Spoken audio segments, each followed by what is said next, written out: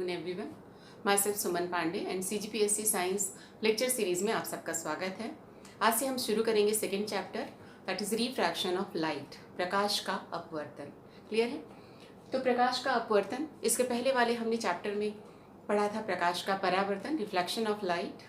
इसमें क्या होता है, अगर कोई लाइट रे किसी एक मीडियम से किसी रिफ्लेक्टिंग सरफेस पे किसी दूसरे मीडियम में एंटर करती है तो जो लाइट है वो पूरी की पूरी, अगर हम मिरर रख देते हैं तो पूरी की पूरी रिफ्लेक्ट होकर के उसी मीडियम में वापस चली जाती है। लेकिन अगर मान लीजिए एक मीडियम से दूसरे मीडियम में लाइट रे एंटर करती है तो जो उसकी सरफेस होगी, जो बाउंड्री होगी दोनों मीडियम की, जब लाइट रे उस पर इंसिडेंट होगी तो उसका कुछ पोर्शन जो है उस सरफेस से एब्जॉर्ब हो जाएगा, कुछ पार्ट रिफ्लेक्ट हो जाएगा और जो बचा हुआ पार्ट है वो दूसरे मीडियम में एंटर करेगा। तो जब वो एंटर करेगा तो उसका जो पाथ है वो डेविएट हो जाएगा। So that deviation of light ray का when enters from one medium to another medium is called refraction of light. Okay, तो जब एक माध्यम से दूसरे माध्यम में लाइट रे एंटर करती है तो अपने मार्ग से विचलित हो जाती है। इसी को हम बोलते हैं प्रकाश का अपवर्तन। क्लियर है? तो मान लीजिए ये बाउंड्री है दोनों मीडियम को सेपरेट करने वाली, और अगर लाइट रे इंसिडेंट होती है, ये हमारा एक मीडियम है, मीडियम 1, और ये है मीडियम 2।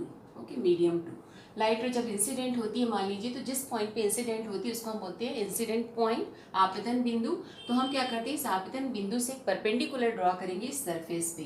तो ये जो परपेंडिकुलर है ये ऐसा, तो ये क्या होगी, लाइट रे को सीधी जानी चाहिए थी लेकिन ऐसा ना जाके वो अपने मार्ग से कुछ ना कुछ डेविएट हो जाती, कुछ विचलित हो जाती है। तो यही हमारा deviation of light when enters from one medium to another medium is called refraction of light. So the light which is incident to the medium is called incident ray. This is incident ray, and the light gets refracted. Okay, so that is refracted ray. Okay, ये है हमारी आपतित किरण, आपतित किरण, ये है अपवर्तित किरण,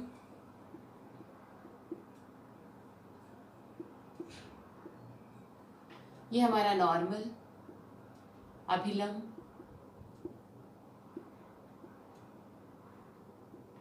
and ये है बाउंड्री, सतह, सरफेस जो रहेगी एक मीडियम से दूसरे मीडियम को सेपरेट करने वाली बाउंड्री। क्लियर है? तो जब इंसिडेंट रे क्या हो रही है, कोई ना कोई एंगल बनाती है, so that angle is called angle of incidence. किससे बनाती है? नॉर्मल के साथ जितना एंगल बनाती हुई लाइट रे इंसिडेंट होगी उसको हम बोलते हैं एंगल ऑफ इंसिडेंट। और जो लाइट रे रिफ्रैक्ट होगी, ये रिफ्रैक्ट हुई तो जो एंगल नॉर्मल से बनाएगी that is angle of refraction. So I is angle of incidence, that is आपतन कोण,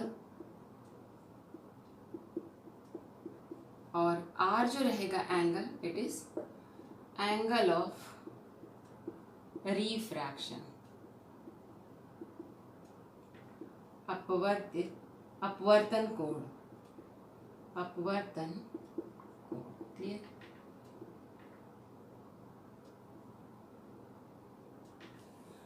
तो इसी को हम बोलेंगे प्रकाश का अपवर्तन। अब ये जो मीडियम है वो दो टाइप के मीडियम होते हैं।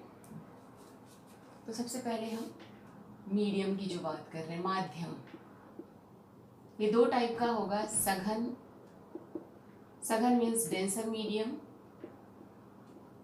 और सेकेंड रहेगा विरल, विरल मतलब रेयरर, रेयरर मीडियम। तो डेंसर मीडियम नाम से समझ में आ रहा है, जिसकी डेंसिटी ज़्यादा होगी, मतलब ऐसे मीडियम्स जिनके एटम्स जो है वो बहुत क्लोज होंगे, एक दूसरे के पास पास होंगे, तो ऐसे मीडियम का हम बोलेंगे डेंसर मीडियम। और जो रेयरर मीडियम है उसमें क्या होंगे, जो इसके मॉलिक्यूल्स होंगे, उस मीडियम के सारे मॉलिक्यूल्स जो अणु हैं या अणु जो होते हैं वो सारे क्या रहेंगे, एक दूसरे से काफ़ी दूर रहेंगे। ओके, तो सारा जो मीडियम होगा काफ़ी रेयरर होगा। मीन्स अगर मान लीजिए हम हवा और पानी की बात करें, एयर मीडियम जो है वो रेयरर मीडियम है, हमें काफ़ी आसानी से चल सकते हैं, हम आसानी होती है हमें चलने में। लेकिन अगर हम डेंसर मीडियम पानी ले लेते हैं सपोज रेयरर के कंपैरिजन में, मीन्स हवा के कंपैरिजन में पानी में चलना काफ़ी मुश्किल होता है। तो सेम वैसे अगर लाइट रे रेयरर मीडियम में ट्रैवल करती है तो काफ़ी फास्ट जाएगी, लेकिन अगर डेंसर मीडियम में जाएगी तो इसकी स्पीड जो है वो स्लो हो जाती है। क्लियर है? तो जो डेंसर मीडियम है मीन्स क्या होगी, डेंसिटी जो है वो हाई होगी, हाई डेंसिटी। लेकिन ये जो है इसकी डेंसिटी क्या होगी, लो होगी, डेंसिटी लो। घनत्व अधिक होगा और इसमें जो है घनत्व कम। और वेलोसिटी क्या होगी, velocity of light in this medium is high, काफी फास्ट। हाई मीन्स फास्ट बोलेंगे, फास्ट। और यहाँ पे क्या होगी, मान लीजिए ये v2 है और यहाँ पे जो वेलोसिटी ऑफ लाइट है, it is velocity of light in this medium is very slow, okay. यहाँ क्या होगी, फास्ट होगी और यहाँ स्लो। तो क्या होगा, मान लीजिए हम मीडियम का ये जो डेंसर और रेयरर है, ये मीडियम के बारे में हम बता रहे हैं। तो मीडियम के प्रॉपर्टी के बारे में बता रहे हैं कि कैसा है। तो इसको एक रिप्रेजेंट करने के लिए हमने नाम दिया अपवर्तनांक, जो रिप्रेजेंट करता है म्यू से या एन से हम इसको रिप्रेजेंट करते हैं, रिफ्रैक्टिव इंडेक्स, ओके। इसको हम म्यू या फिर एन से रिप्रेजेंट करेंगे। इसका मतलब क्या हो रहा है, जो रिफ्रैक्टिव इंडेक्स है क्या होगा, डेंसर मीडियम का रिफ्रैक्टिव इंडेक्स ज़्यादा होगा, रेयरर मीडियम का रिफ्रैक्टिव इंडेक्स कम होगा। लेकिन जो वेलोसिटी है क्या हो रही है, जस्ट अपोजिट हो रही है। डेंसर मीडियम में जो लाइट की वेलोसिटी है, मान लीजिए दिस इज v1 और यहाँ हम क्या बोल रहे हैं कि मान लीजिए इट इज़ v2। तो ये क्या हो रही है, जस्ट उल्टी हो रही है। डेंसर मीडियम में वेलोसिटी स्लो हो जा रही है और रेयरर मीडियम में वेलोसिटी फास्ट है। इसका मतलब जो म्यू है it is inversely proportional to velocity. That means क्या होगा, μ1 और μ2 अगर हम दो मीडियम ले लेते हैं तो क्या हो जाएगा, μ1 और अगर μ2, मतलब यहाँ पे मान लीजिए मीडियम है μ1 और यहाँ मीडियम है μ2, तो ये क्या होगा, v2/v1, ओके। ये रिलेशन आएगा।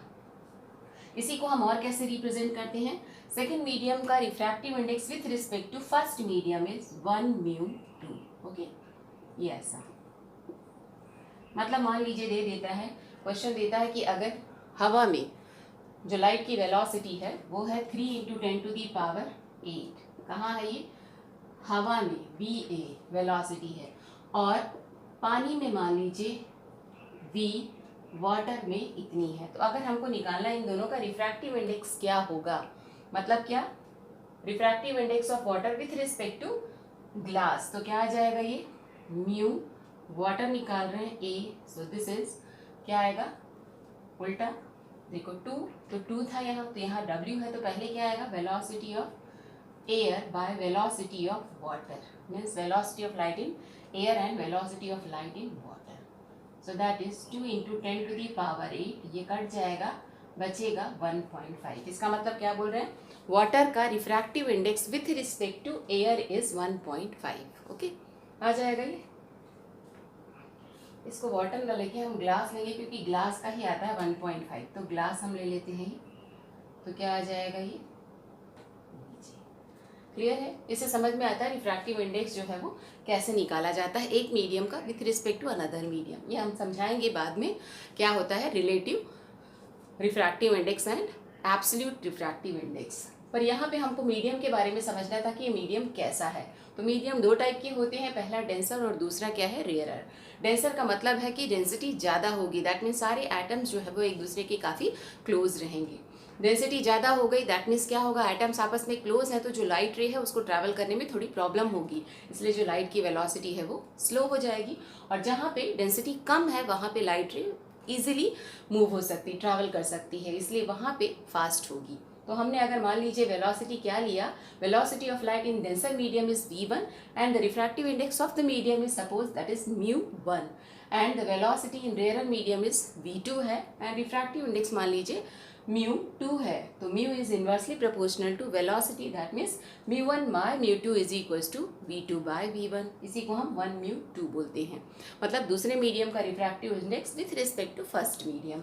तो अगर हमने एक एग्जांपल लिया कि मान लीजिए वेलोसिटी ऑफ लाइट जो है एयर में 3 × 10⁸ मीटर पर सेकेंड है और ग्लास में जो है 2 × 10⁻, क्योंकि ग्लास क्या हो गया डेंसर मीडियम, तो अब वेलोसिटी जो है वो स्लो हो गई। तो मान लीजिए it is 2 × 10⁸ metre per second. तो हमें निकालना है कि ग्लास का refractive index with respect to air is what, okay. So हमने क्या निकाला, A mu G is equals to V A by V G, इससे 1.5. So that is called refractive index. अब मान लीजिए इसी चीज़ को समझते हैं हम कि एक मीडियम से दूसरे मीडियम में जब लाइट रे जाएगी, तो अगर मान लीजिए मीडियम रेयरर से डेंसर हो सकता है या डेंसर से रेयरर, तो यहाँ पे हम जो मीडियम 1 लेते हैं पहला, ये रेयरर लेते हैं और ये है डेंसर मीडियम. तो क्या हो रही है, अगर लाइट रे रेयरर से डेंसर में जाती है तो इसको सीधे जाना चाहिए था, लेकिन ये क्या हो गई, किस तरफ मुड़ गई, नॉर्मल की तरफ मुड़ जाती है. तो ये क्या है, when the light ray is coming from rarer to denser medium, then क्या हो रही है, इट बेंड्स टूवर्ड्स नॉर्मल. तो ये कि क्या होगी, पहला वाला जो केस है, it bends towards normal. Okay, अभिलंब की तरफ झुक जाना, अभिलंब की तरफ झुकना. क्लियर है. और अगर हम दूसरा केस लेते हैं, अब क्या हो सकता है, सेकेंड डेंसर टू रेयरर में अगर जाती है तब, तो मान लीजिए डेंसर टू रेयरर में जा रही है, पहला मीडियम जो है हमारा, ये है हमारा denser medium and second is rarer medium. तो हम क्या करेंगे, जिस भी पॉइंट पे इंसिडेंट होगी उस पॉइंट से हम एक नॉर्मल बनाएंगे जो कि इस सरफेस पे जो बाउंड्री है दोनों मीडियम को सेपरेट करने वाली, उस पर परपेंडिकुलर होगा. तो जो लाइट रे है उसको सीधी जानी चाहिए थी, लेकिन अब क्या होगी, इस एंगल को थोड़ा छोटा बनाते हैं इस केस में, क्योंकि ये ऐसा. तो मान लीजिए लाइट रे जो है वो डेंसर से रेयरर में जाती है, तब इसको जाना चाहिए था ऐसा, लेकिन अब क्या हो रही है, ये नॉर्मल से दूर चली जाएगी. ओके, सो नॉर्मल से दूर चले जाना, अवे फ्रॉम नॉर्मल. तो ये है हमारा angle of refraction, this is angle of incidence I. ये है हमारी इंसिडेंट रे एंड ये है रिफ्रैक्टेड रे. तो यहाँ पे एंगल ऑफ रिफ्रैक्शन बड़ा होगा, इस केस में छोटा होता है. यहाँ एंगल ऑफ इंसिडेंस कम, यहाँ ज़्यादा होगा, जस्ट उल्टा. तो क्या हो रही है, अगर डेंसर से रेयरर मीडियम में लाइट रे जा रही है तो लाइट जो है वो क्या हो रही है, अवे फ्रॉम नॉर्मल. बेंड कैसे हो रही है, it bends away from normal, अभिलंब से दूर, अभिलंब से दूर. क्लियर है.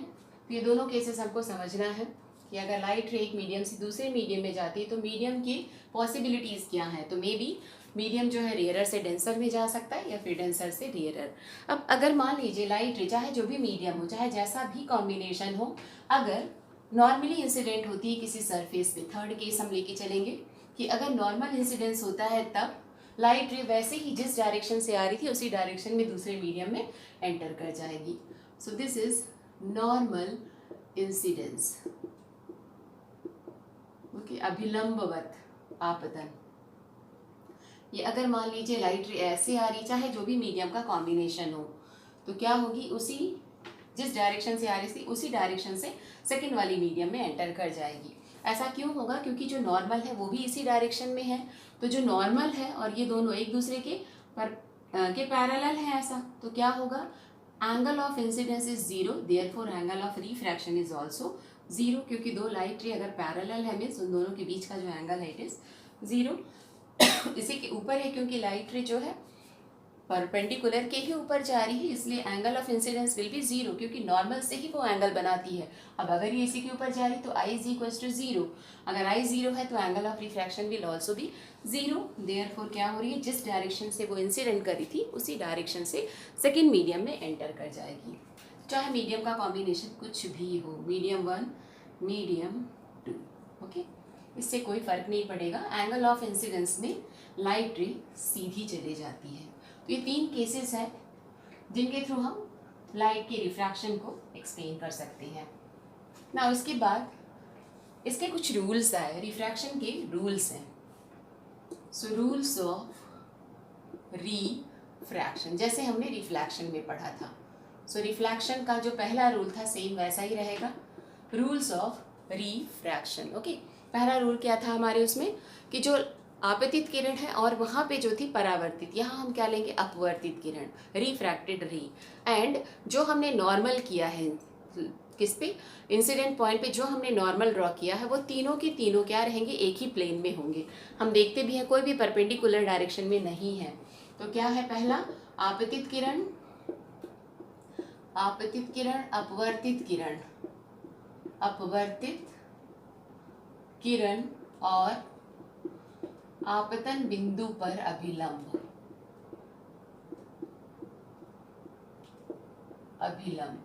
ये क्या रहेंगे, तीनों एक ही प्लेन में होंगे। ओके, क्या क्या बोल रहे हैं हम, incident ray, refracted ray and the normal on the incident point all are lies in the same plane. आपतन बिंदु पर अभिलंब तीनों एक ही प्लेन में होंगे। नाउ जो सेकेंड है वो क्या है, sine of I by sine of R is equals to mu और कांस्टेंट। इसी को हम बोलते हैं स्नेल्स लॉ। स्नेल्स लॉ है सेकेंड जो है, इसको आप पूरा एक्सप्लेन कर देंगे। इसी को क्या हो रहा है, ये sine of incidence angle to the sine of refracted angle, इन दोनों का जो रेशियो होगा इट इज कांस्टेंट। इसका मतलब क्या है देखेंगे, मान लीजिए ये नॉर्मल है, ये एंगल ऑफ इंसिडेंस है आई, बनाती हुई कोई रे इंसिडेंट हुई, और एंगल ऑफ रिफ्रैक्शन है ऐसा I1 और R1 लेते हैं ना। अब इसके बाद मान लीजिए हमने क्या किया, इन दोनों को चेंज कर दिया है, फिर उसके बाद और हम इसको चेंज करते हैं, जो एंगल है I1 था, अभी इसको और क्लोज कर देते हैं, तो ये हो गया I2, तो ये जो है it is R2। Okay, same वैसे ही हम थर्ड लेते हैं सपोज प्लेन पे, तो हमारा इंसिडेंट एंड रिफ्रैक्टेड एंगल अगर चेंज हो रहा है तो कुछ ऐसी चीज होगी जो कि चेंज नहीं होगी, which is the ratio of incidence angle का साइन एंड रिफ्रैक्टेड एंगल के साइन, दोनों का जो रेशियो होगा वो सब केसेस के लिए, चाहे जो भी हम एंगल ऑफ इंसिडेंस ले लें, तो रिफ्रैक्टेड एंगल जो रहेगा, एंगल ऑफ रिफ्रैक्शन, इन दोनों का जो रेशियो होगा साइन का, इट विल बी कांस्टेंट, वो कभी भी चेंज नहीं होगा। यहाँ भी हम मान लीजिए इसको हमने I3 कर दिया, ये और इधर आ गई, दैट इज R3, तो हमने I1 I2 ये सारे आपस में चेंज हो रहे हैं, I1 आप जितना बढ़ाएंगे R2 ऐसे क्लोज हो रहा है, फिर I1 प्लस इसको और पास लिया और क्लोज हुआ, और इधर लिया और क्लोज हुआ, लेकिन ये सारे वैरी कर रहे हैं, बट कोई एक चीज होगी जो कि कांस्टेंट होगी, and that is sine of I1 by sine of R1 is equals to sine of I2 by sine of R2 is equals to sine of I3 by sine of R3। ऐसा ये सारे के सारे जो ratio हैं एक दूसरे के इक्वल होंगे। इसी को बाद में क्या बोला गया कि ये कांस्टेंट है, कांस्टेंट, और बाद में नाम दिया गया कि ये जो है कांस्टेंट एक मीडियम के सापेक्ष दूसरे मीडियम का अपवर्तनांक है। It is refractive index of one medium with respect to another medium, so that is mu. Okay, तो इसी को हमने क्या बोला, sine I by sine R is equals to constant which is mu, और ये स्नेल्स लॉ है। इसको बिली बोर्ड स्नेल ने इन्वेंट किया था, बिली बोर्ड स्नेल, इसलिए इसका नाम पड़ा स्नेल्स लॉ। ओके, तो पहले ये कांस्टेंट ही बोला गया था, लेकिन बाद में दिस इज कांस्टेंट, फिर ये जो कांस्टेंट है उसका नाम दिया रिफ्रैक्टिव इंडेक्स म्यू। क्लियर है? तो क्या बोले, अब इस केस में हमेशा क्या होनी चाहिए, जो लाइट रे है वो मोनोक्रोमैटिक होना चाहिए। तो जब एक वर्णी प्रकाश किरण किसी एक माध्यम से दूसरे माध्यम में एंटर करती है, मतलब एक माध्यम से दूसरे माध्यम के सीमा पृष्ठ पर आपतित होती है, तब आपतन कोण की ज्या और अपवर्तन कोण की ज्या में एक निश्चित अनुपात होता है, जो कि एक माध्यम के सापेक्ष दूसरे माध्यम का अपवर्तनांक है। तो इसे हम म्यू से रिप्रेजेंट करते हैं, और इसी को हम बोलते हैं स्नेल्स लॉ। क्लियर है ना? अब इसके बाद ये दोनों लॉज जो है आप अच्छे से याद कर लेंगे। पहला लॉ क्या बोलता है कि जो इंसिडेंट रे है, refracted ray and incident point पे जो हमने परपेंडिकुलर ड्रॉ किया है, ये तीनों की तीनों एक ही प्लेन में होंगे। Incident ray, refracted ray and the normal on incident point all are lie in the same plane. And second क्या बोलेंगे हम, when the monochromatic light ray is incident from one medium to another medium, then the sign of angle of incidence to the sign of angle of refraction will be constant, which represents क्या है ये, refractive index of one medium with respect to another medium. So that is called Snell's law. Clear है? Now, अब ये जो अपवर्तनांक है वो दो टाइप के होते हैं. एक तो हमने बता दिया था मीडियम जो है वो दो टाइप की होती है, उसी के बेसिस पे हमने उसका नाम दिया था refractive index. That means medium के नेचर को रिप्रेजेंट करने के लिए हमने अपवर्तनांक का नाम दिया था. अब ये जो अपवर्तनांक है वो दो टाइप के होंगे. पहला क्या है? निरपेक्ष, एब्सोल्यूट, जो कि चेंज नहीं होगा. एंड जो सेकेंड होगा वो रिलेटिव होगा. तो रिलेटिव मतलब एक के रिस्पेक्ट में दूसरे का निकालेंगे तो ये चेंज हो जाएगा. हवा के रिस्पेक्ट में हम नहीं बोलेंगे ये, वाटर के रिस्पेक्ट में ग्लास का, या ग्लास के रिस्पेक्ट में वाटर का, या ग्लास के रिस्पेक्ट में किसी और मीडियम का अगर हम लेते हैं तब चेंज हो जाएगा. तो ये क्या रहेगा? रिलेटिव. लेकिन कांस्टेंट का मतलब क्या होगा? जब लाइट रे सिर्फ एयर से ही किसी दूसरे मीडियम में एंटर करती है तो दूसरे मीडियम का जो अपवर्तनांक है किसके सापेक्ष रहेगा? एयर के सापेक्ष. उसको हम क्या बोलेंगे? निरपेक्ष अपवर्तनांक. जैसे ग्लास का निरपेक्ष अपवर्तनांक कितना होता है? 1.5 है. देन वाटर का 1.33, एयर का 1. तो ये निरपेक्ष है, एब्सोल्यूट है, उसको कभी चेंज नहीं होंगे. लेकिन हम क्या बोलेंगे? वाटर के, ग्लास के करस्पॉन्डिंग वाटर का अगर हम निकालते हैं तो ये चेंज हो जाएगा. क्लियर है? कैसे चेंज होगा? ये ऐसा ए म्यू वाटर बोल रहे हैं ना, ऐसा. तो ये चेंज हो जाएगा. ये क्या आएगा? Refractive index of glass by refractive index of water. अलग आएगा, उल्टा आएगा. जस्ट ग्लास का पहले हम ले लेंगे तो ग्लास का कितना? 1.5 बाय 1.33. ये चेंज हो जाएगा. तो हम किसी के भी रिस्पेक्ट में निकाल सकते हैं. सेम वैसी क्या ले लिए? ग्लास क्या के रिस्पेक्ट में वाटर का. तो अब चेंज हो जाएगा. क्या आ जाएगा? Mu W by mu G. ये उल्टा आ जाएगा 1.33 बाय 1.5. तो ये जो चेंज होते हैं एक दूसरे के रिस्पेक्ट में that is relative refractive index. और अगर चेंज नहीं होंगे, उनकी वैल्यू एब्सोल्यूट रहेगी, then it is called absolute refractive index. Clear है? तो क्या लिखेंगे? टाइप्स ऑफ अपवर्तनांक, रिफ्रैक्टिव इंडेक्स. रिफ्रैक्टिव इंडेक्स, अपवर्तनांक, अपवर्तनांक के प्रकार. तो क्या बोल रहे हैं हम? सबसे पहला निरपेक्ष अपवर्तनांक, निरपेक्ष अपवर्तनांक, इसी को बोलेंगे absolute, absolute refractive index. Okay, हम क्या बोल रहे हैं इसमें कि जब लाइट रे हवा से, एयर से ही जाएगी, कंडीशन ये मस्ट है कि अगर लाइट रे एयर से किसी मीडियम में जाती है तो उस मीडियम का अपवर्तनांक with respect to air is called absolute refractive index. क्या बोल रहे हैं? एयर से, air to any other medium.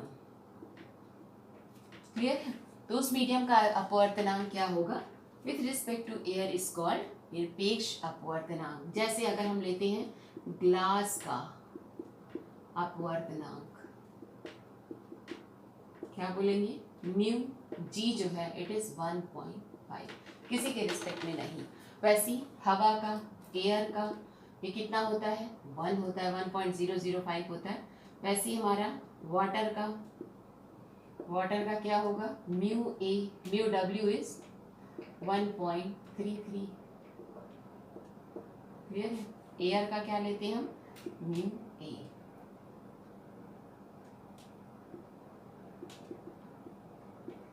तो ये क्या है? निरपेक्ष अपवर्तनांक. अब आते हैं सापेक्ष.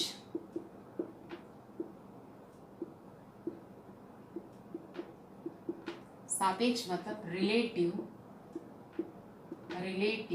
Refractive index. RI means refractive index. क्या होगा?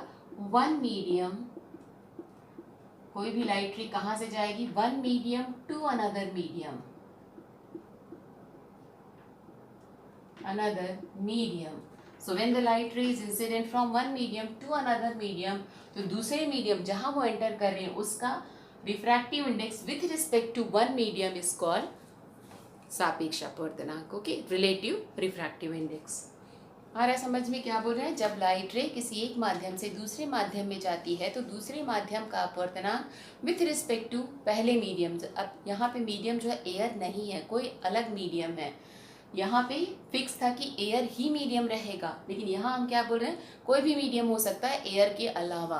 तो क्या हो जाएगा, जो अपवर्तनांक आएगा वो रिलेटिव होगा।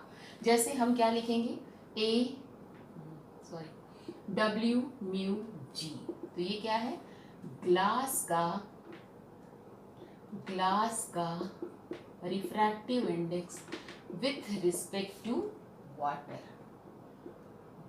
किसका बोल रहा है, कांच का अपवर्तनांक किसके रिस्पेक्ट में, किसके सापेक्ष, वाटर की सापेक्ष। सेम वैसे हम क्या लिख सकते हैं, जी म्यू डब्ल्यू, तो उल्टा हो जाएगा ये क्या रहेगा, वाटर, सेकेंड वाला रहता है वाटर का refractive index with respect to glass. Clear है? सो दैट इज कॉल्ड सापेक्ष अपवर्तनांक। और पहला जो था कि when the light ray is coming from air to any other medium, then the refractive index of second medium is called absolute refractive index, like glass is having refractive index 1.5 which is constant, it can never be changed. Okay, then same वैसी air अगर हम ले लेते हैं तो air का refractive index is 1, पता है हमें। सो एयर का 1, वाटर का 1.33 फिक्स है। लेकिन जब सापेक्ष अपवर्तनांक बोलते हैं, रिलेटिव मीन्स किसके रिस्पेक्ट में, किसी दूसरे मीडियम के रिस्पेक्ट में। So when the light ray is coming from one medium to another medium, then the refractive index of another medium means second medium with respect to first medium is called relative refractive index, like W mu G या G mu W। अब ये जो अपवर्तनांक है वो किस पे depend करेंगे, इनका जो अपवर्तनांक की वैल्यूज जो आपको मिल रही है वो जो है किस पे डिपेंड करेगा, तो अपवर्तनांक की निर्भरता।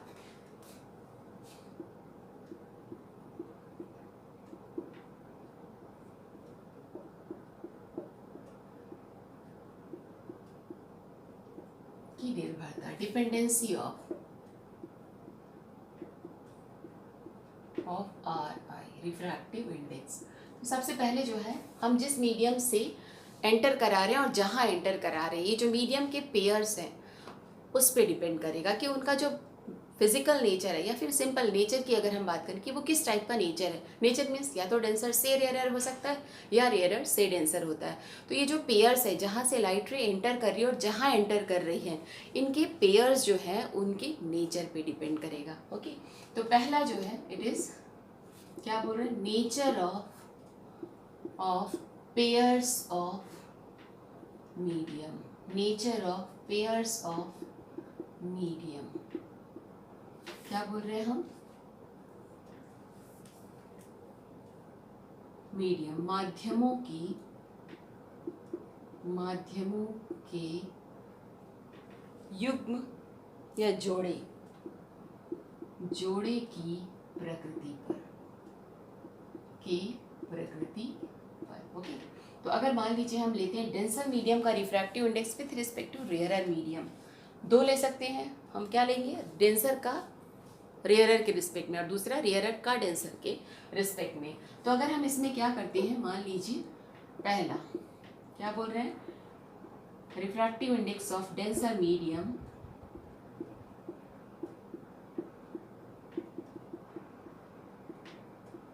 With respect to rarer. इसका मतलब क्या होगा, रिफ्रैक्टिव इंडेक्स हम क्या लेते हैं, डेंसर, मान लीजिए हमने यहाँ ले लिया वाटर जो है, denser means glass. Okay, glass ले लेते हैं और रेयरर जो है वो हम वाटर 1.33 कम है ये। तो क्या लिखेंगे हम, किसका रिफ्रैक्टिव इंडेक्स, डेंसर मीडियम का, इसका मतलब है म्यू जी, और किसके रिस्पेक्ट में, वाटर के रिस्पेक्ट में। तो ये रेशियो क्या आएगा, mu G by mu W, इसका मतलब 1.5 बाय 1.33। तो it is always greater than 1। Okay, क्या बोल रहे हैं, डेंसर मीडियम का refractive index with respect to rarer medium is always greater than 1। लेकिन अगर उल्टा हो जाए, अगर उल्टा मीन्स क्या हो जाएगा, refractive index of rarer medium with respect to denser. अब रेयरर में हम क्या ले लेंगे, यहाँ पे जस्ट उल्टा कर देते हैं, वाटर कर देते हैं और यहाँ पे हम ग्लास ले लेते हैं। तो क्या आ जाएगा, किसका निकालना है, नहीं, refractive index of rarer medium, water का निकालना with respect to denser medium, मतलब वाटर निकालना है तो ये और जी पहले, तो क्या आएगा, mu water is 1.33 by 1.5, it is always less than 1। तो क्लियर है, हम क्या बोल रहे हैं, माध्यम के जोड़ों की प्रकृति पर डिपेंड करता है, जो हमने लिया है मीडियम उनके नेचर पे डिपेंड करेगा। नेचर का मतलब क्या हो सकता है, डेंसर से रेयरर या रेयरर से डेंसर।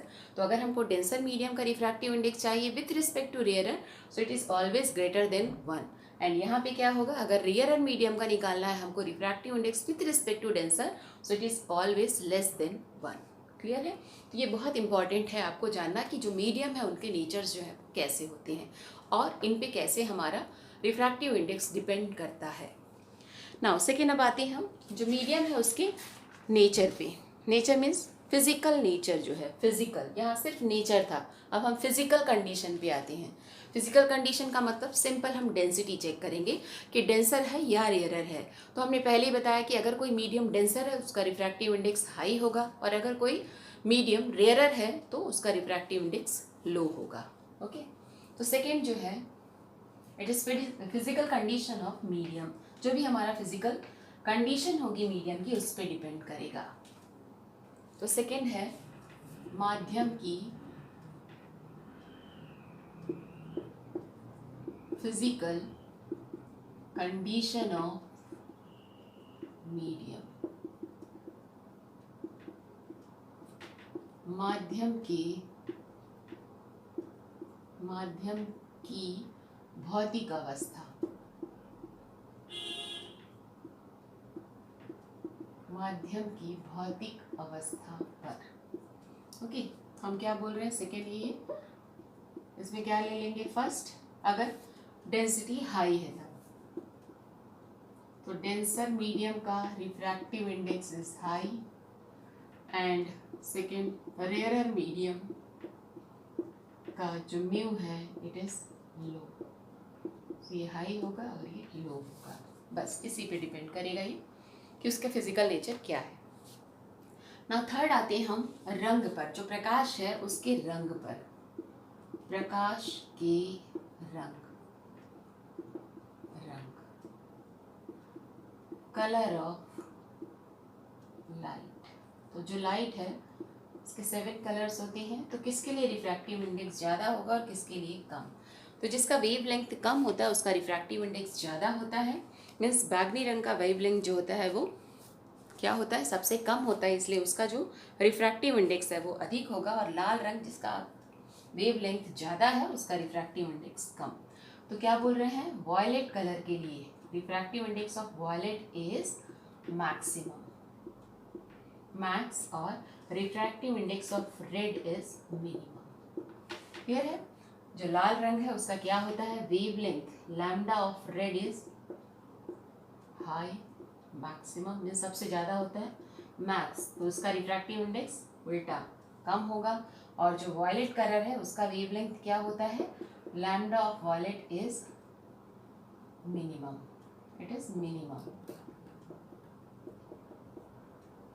ये मैक्स है, ये मैक्स है तो मिनिमा, ये मैक्स है मिनिमा, और ये क्या हो रहा है, मिनिमा है तो मैक्सिमा, मैक्सिमा। तो जस्ट उल्टा होता है, जिसका वेव लेंथ ज़्यादा उसका रिफ्रैक्टिव इंडेक्स कम और जिसका वेव लेंथ कम है उसका रिफ्रैक्टिव इंडेक्स ज़्यादा होगा। तो वॉयलेट कलर का जो रिफ्रैक्टिव इंडेक्स है वो मैक्सिमम होगा और रेड कलर का मिनिमम। तो ये तीन ही फिजिकल डिपेंडेंसी थी किसकी, अपवर्तनांक की। अपवर्तनांक की जो निर्भरता है वो 3 चीज़ों पे है, माध्यम के जोड़े पर, माध्यम की भौतिक अवस्था पर, और तीसरा जो है वो प्रकाश के रंग पर। क्लियर है ना। अब इसके बाद हमारा एक रूल है, उत्क्रमणीयता का सिद्धांत है। ओके, उत्क्रमणीयता का सिद्धांत मीन्स प्रिंसिपल ऑफ रिवर्सिबिलिटी। तो इसका मतलब क्या होता है कि अगर मान लीजिए लाइट रे अलग अलग मीडियम से गुजर रही है, पास हो रही है, तो अगर हम किसी तरह से उसका रास्ता जो है चेंज कर दें, इन्वर्ट कर दें, मीन्स जिस रास्ते से वो गई थी अगर वही रास्ता जो है हम इन्वर्ट कर दें, हम क्या करेंगे, लाइट रे के बीच में मीन्स परपेंडिकुलर डायरेक्शन में एक मिरर रख देंगे जिससे लाइट जो है वो पूरी की पूरी रिफ्लेक्ट होगी। हमने जो थर्ड वाला बताया कि अगर नॉर्मली इंसिडेंट होती है तो सेम उसी डायरेक्शन से वापस, यहाँ पे हम क्या करेंगे, मिरर रखेंगे। मिरर मीन्स क्या होगा, परपेंडिकुलर डायरेक्शन में अगर मिरर में कोई लाइट रे इंसिडेंट होती है तो उसी डायरेक्शन से वो वापस चली जाती है। तो नॉर्मली हम क्या करेंगे, उसका जो पाथ है उसको रिवर्स कराएंगे, तो वो जिस पाथ से आई थी उसी पाथ से सेम पाथ को फॉलो करके वापस चली जाएगी। क्लियर है? तो इसी को हम बोलते हैं प्रिंसिपल ऑफ रिवर्सिबिलिटी। तो नेक्स्ट लिखेंगे उत्क्रमणीयता, क्रमणीयता का सिद्धांत। इसको आपको सिर्फ समझ करके सेम वैसे ही लिखना है। तो which is principle of reversibility, reversibility. Okay, तो मान लीजिए अलग अलग मीडियम हम क्या लेंगे, पहला एयर लेंगे, उसके बाद दूसरा हम लेते हैं ग्लास, एंड जो थर्ड रहेगा मान लीजिए वो है वाटर। यहाँ हम पानी भर के रखेंगे ऐसा। तो ये जो है वाटर है, ये ग्लास है, ये है वाटर और ये एयर।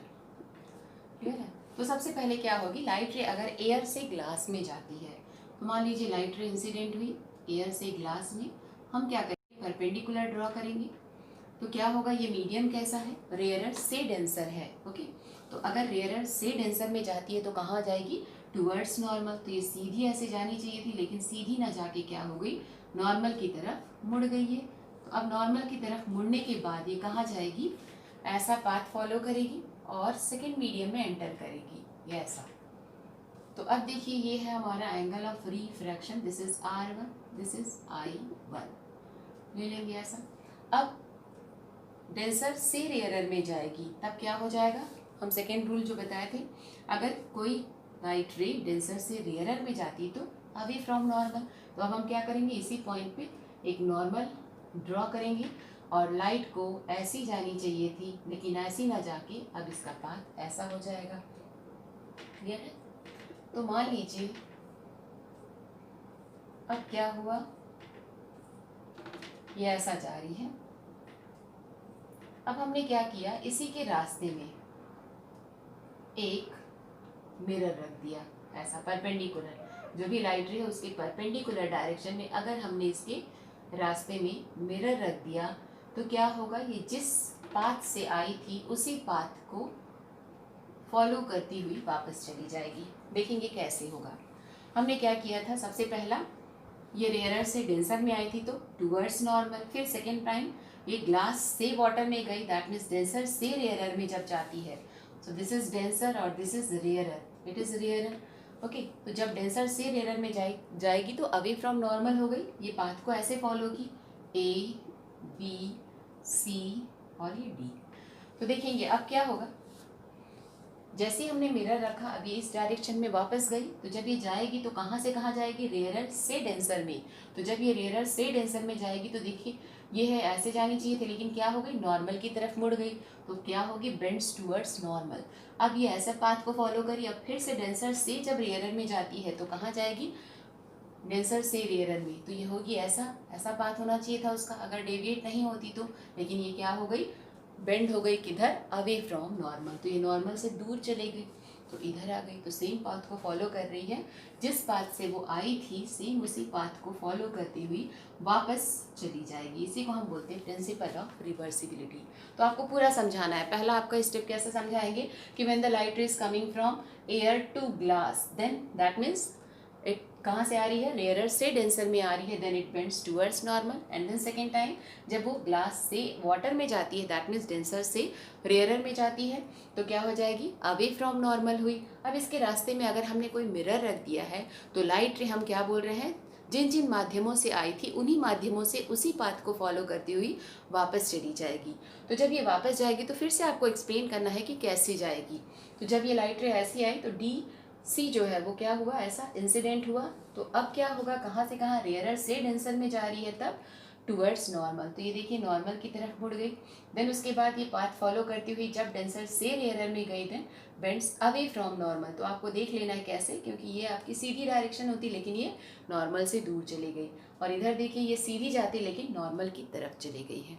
तो हम क्या बोलेंगे, क्या प्रिंसिपल है कि अगर कोई लाइट रे अलग अलग माध्यम से हो करके गुजरती है और उसके रास्ते को अगर हम किसी तरह से इन्वर्ट कर दें, उल्टा कर दें, तो जिन माध्यमों से होकर वो जिस पाथ से आई थी उसी पाथ को फॉलो करती हुई वापस चली जाएगी।